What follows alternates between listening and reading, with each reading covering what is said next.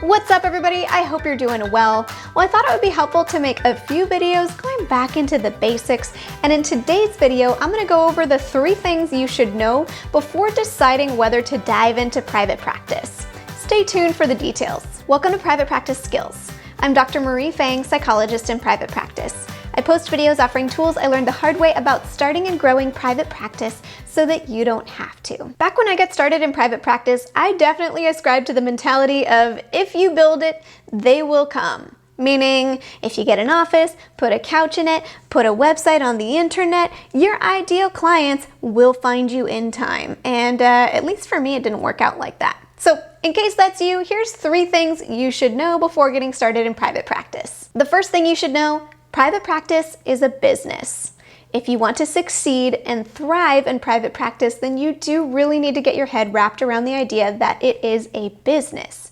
Now, if you're like me when I got started, you might feel a little bit repulsed by the idea of private practice being a business because it could sort of feel kind of sleazy, like we're trying to scam people into making a sale. Now, you and I both know that you're not here to scam anybody, you're just here to help people with your counseling services. But accepting the idea that you're running a business doesn't mean that you're not here to genuinely help people.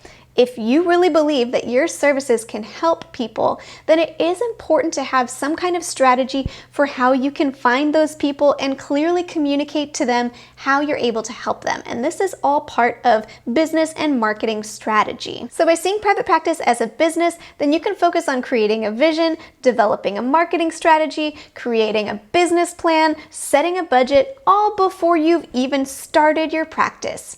And you can set your expectations going forward to know that you can anticipate you're going to spend a decent amount of time on marketing your practice. Now, if all of this sounds like a lot, I do have videos covering each of these aspects of private practice, so I've linked to those below. But I think it is better that you know about this up front rather than using the if you build it, they will come approach and finding yourself feeling disappointed when it doesn't work out the way you planned, or worse, if you've ended up losing a lot of money on all your overhead expenses. The second thing you should know is you absolutely have to know who you are in order to thrive in private practice. Now, this is actually kind of an extension of that first point that private practice is a business, because in order for any business to thrive, they have to know exactly what they're about and who they serve. And this is especially true for private practice. When you're employed at an agency or another setting, you're working under the umbrella of your employer's business model and they're funneling clients onto your caseload. But when you work for yourself in private practice, you're working under your own business model, and so you have to know exactly what you're about and who you serve in order to help fill your caseload. In business lingo, this is called developing your brand story, and it's effectively identifying where your personal values overlap with the kinds of folks that you like to work with so that you can identify exactly where you can help people and thrive. And this is such an important aspect of private practice that I'm devoting an entire video to your brand story, so watch out for that coming soon so you can learn how to develop your brand story. And the third thing you should know before starting a private practice is you have to be willing to be your own boss. Now, I worked at an agency setting before, and in that kind of context, there's always somebody keeping an eye on you, auditing your work, making sure you're meeting performance quotas, staying on top of your notes, attending case consultation, and attending various trainings and such. And when you work in private practice, there is nobody but you keeping you accountable to those things. And in addition to that, you have to be in charge of all of the admin related items connected to running a business, like we've talked about before, because probably in the agency setting, there were some other people taking care of that. Now, for each person, there are aspects of running a private practice that we will struggle with when it comes to being our own boss.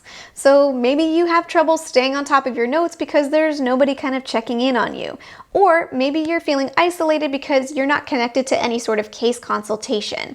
Or it might just be that you're not super great with budgeting, and so you wind up spending money on your practice that you don't really have. So it's important to identify what your weak spots are as your own boss in private practice and put systems in place in order to address them. And most important of all, when you're your own boss, you have to develop the confidence needed in order to gently guide yourself towards healthy choices. Because guess what? A lot of therapists in private practice can tend towards that sort of workaholic boss mentality and not take enough breaks or see too many clients back to back or not allow themselves a vacation, whatever it may be.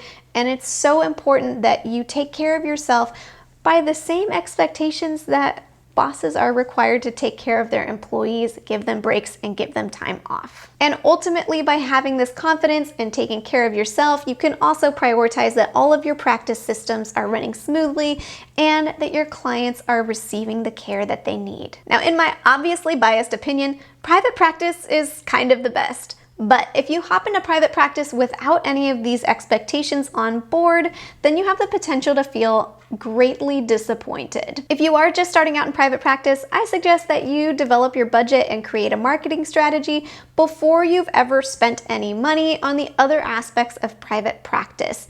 And then from there, you can start implementing your marketing strategy and growing your practice. I've linked to videos covering both of those topics below, so feel free to check those out. Thank you to TherapyNotes.com for sponsoring this video. Now, we talked about in this video how some of us can be prone to sort of falling behind on practice management tasks, like staying on top of your notes and your billing. Well, TherapyNotes practice management system can help you keep on top of your tasks. Whenever you meet with a client, they post a to-do list of tasks you've yet to complete on your dashboard.